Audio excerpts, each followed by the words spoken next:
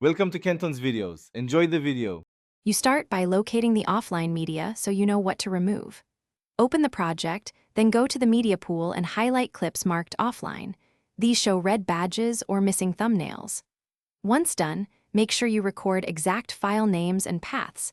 This prevents accidental deletion of the wrong files.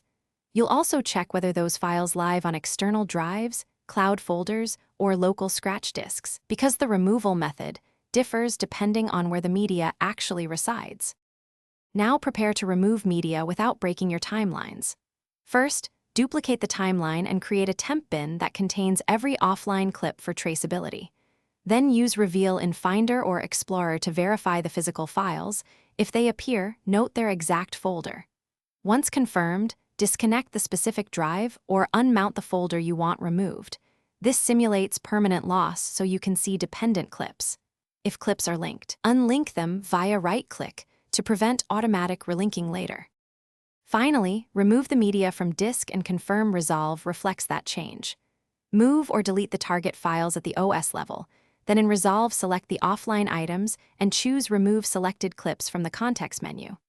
Once removed, refresh the media pool and scrub your timelines to ensure no placeholders remain. Render a quick section to confirm integrity. If something goes wrong, clear Resolve's cache, disable auto-relink, and restart the application. This usually forces the program to recognize the deletions and prevents unexpected relinking. Thanks for watching. Consider subscribing if we helped you.